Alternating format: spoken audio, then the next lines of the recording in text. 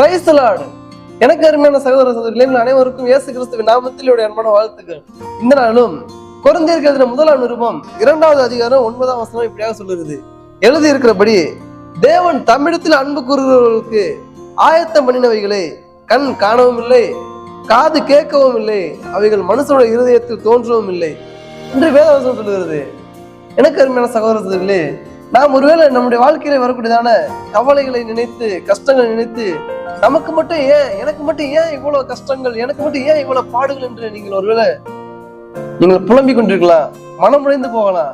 ஆனால் வேதவசனம் என்ன சொல்கிறது என்றால், தேவனிடத்தில் அன்பு கூறுவதற்கு சகலமும் நன்மைக்கு ஏதுவாக நடக்கும் என்று.